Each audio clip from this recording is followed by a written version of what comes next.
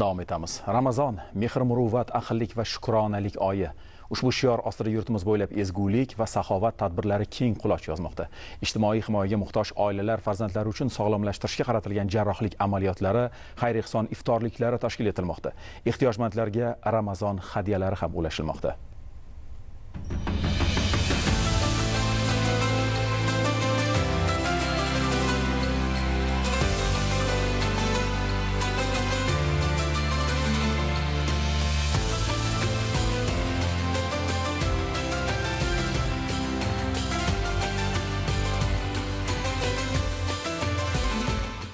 Mehr muruvvat tushunchasi avvalo jamiyatdagi ahillikning yanada mustahkamlanishiga xizmat qilsa, ikkinchidan kishilar ko'nglida shukronalik tuyg'ularini oshiradi. Bu yilgi Ramazon mana shunday katta maqsadlarga qaratilgani bilan ham ahamiyatli. Hozirda Jondor tumanida muborak oy sabab ehtiyojmand aholiga zarur yordamlar ko'rsatilayotgani, eng muhimi ularning xonadoniga borib holidan xabar olinayotgani oilalarga quvonch olib kirmoqda. Dilrabo Shukurova ham bugun yolg'iz boshi bilan 2 farzandini tarbiya qilyapti. Hayotning achchiq sinovi sabab boquvchisini yo'qotgan ayolning xonadoniga tashrif uni nihoyatda xursand qildi.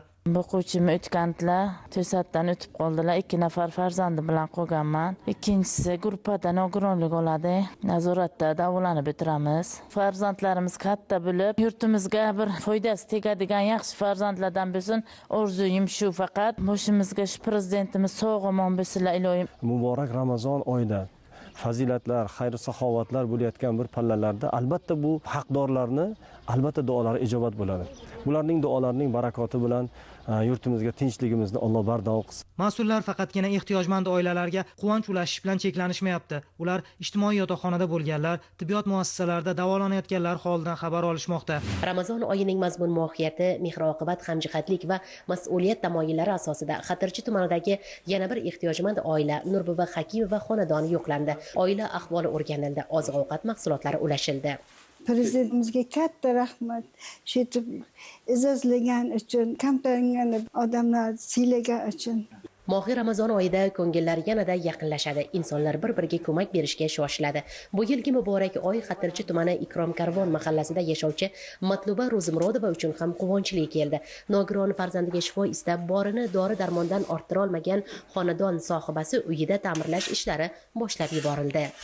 Qizim bolalikdan birinchi guruh nogironi yura olmaydi. Qizimni birdan bir orzusi uyimizni chiroyli ta'mirlashini istardim. Uylarni ta'mirlab berishga aytildi. Mana ustalarimiz ishlab yotibdi. Prezidentimizga ming rahmat aytaman. Ro'za Ramazon oyida bizlarga shunday yaxshi tuhfa bo'ldi. Bu kabi xayrli tadbirlar yurtimiz bo'ylab keng quloch yozgan va minglab oilalarga ko'mak, g'amxo'rlik va mehr kirib bormoqda. Ismoilovlar oilasi ham ko'rsatilayotgan e'tibor va g'amxo'rlikdan cheksiz minnatdor ekanini bildirib, eng katta kuch va tayanch bu jamiyatning e'tibori hamda davlat tomonidan ko'rsatilayotgan qo'llab-quvvatlash ekanini ta'kidladi. Ramazon sharif boshlangandan buyon ehtiyojmand bir qancha xonadonlarga kirilib iftorliklar qilinyapti. Mana shu iftorlik dasturlari atrofida nuron oqsoqollarimiz bilan yurtimizning tinchligi, xalqimizning farovonligi haqida ko'p duolar qilinyapti va mana shu duolar jarayonida albatta bu ishlarda, bu islohotlarda bosh bo'lib turgan yurtboshimizning haqlariga alohida duolar qilinyapti. Ramazon saxovat va ezgulik oyi. Bu oyda har bir ehtiyojmand inson holidan xabar olish, ularga yordam qo'lini cho'zish va yelkadosh bo'lish barchamizning insoniy burchimizdir. Qo'rg'oncha mahallasida istiqomat qiluvchi 36 yoshli Abdulatif Xolboyev ham davlat e'tiboridan chetda qolmadi. U 2 yildan buyon gepatit B va surunkali xolitsistit kasalligidan aziyat chekib kelmoqda. Mahallada kompleks ijtimoiy xizmat ko'rsatuvchi xodimlar tomonidan topshirilayotgan vaucher ortida bir insonning sog'ayish orzusi, bir oilaning quvonchi va kelajakka bo'lgan ishonchi mujassam. Jarayonlar shaffof va adolat tamoyillari asosida tashkil etilib, haqiqatdan ham tibbiy yordamga muhtoj fuqarolar qamrab olinmoqda.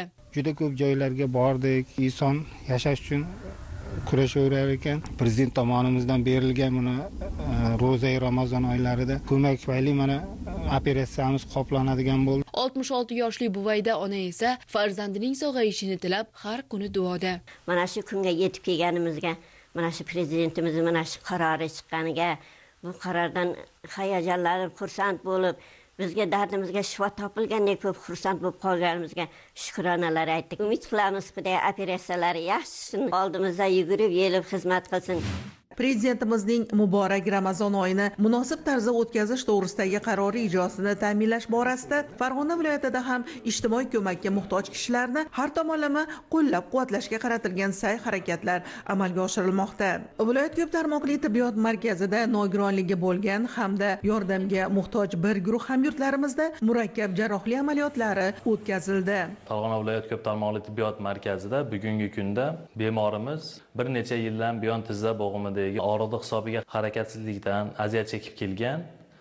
Bu bemorimizning jamg'arma hisobidan bepul operatsiya o'tkazish rejalashtirildi.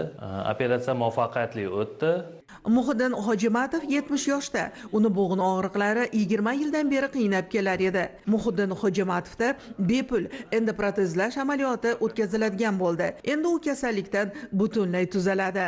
Hamyurtimiz prezidentimiz tomonidan muborak Ramazon oyida yordamga muhtoj va ehtiyojmand kishilar har tomonlama qo'llab-quvvatlanayotganligidan, ayniqsa ko'rsatilayotgan tibbiy xizmatlardan juda xursand.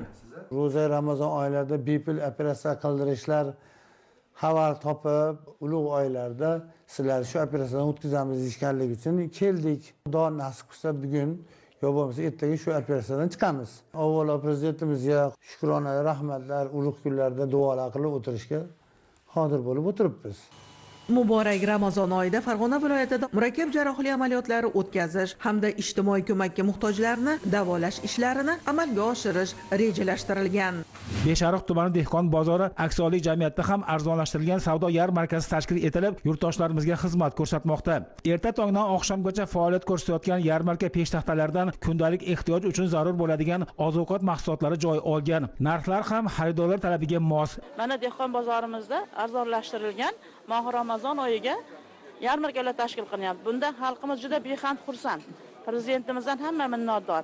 Yarmarkalar tashkil etilibdi, arzonlashtirilgan. Ko'tarinki ruhda, bahoriy kayfiyatda bozorlarda yuribmiz. Bu degani tinchligimizni dalolatida, yurtimizda osoyishtaligi, tinchligidan dalolat bu. Ramazon oyi munosabati bilan bir qator xorijiy davlatlarda iftorlik tadbirlari tashkil etildi. Shu kabi tadbir Anqara shahrida o'tkazildi. Unda 220 nafar vatandoshimiz ishtirok etdi. Iftorlik davomida xorijda mehnat qilayotgan fuqarolarga yaratilayotgan shart-sharoitlar va ko'rsatilayotgan e'tibor haqida to'xtalib o'tildi. Tadbirda xorijiy kompaniyalar vakillari ham qatnashib, mamlakatimizdagi islohotlarga ijobiy baho berdi. Janubiy Koreyaning Chonan shahridagi tadbirda ham yurtdoshlarimiz ishtirokida ma'rifiy suhbat o'tkazilib, Ramazon oyining fayzu barakasi va ezgu amallar ahamiyati haqida fikr almashildi. Tadbirlar yakunida yurtimiz tinchligi va xalqimiz farovonligi uchun duo qilindi.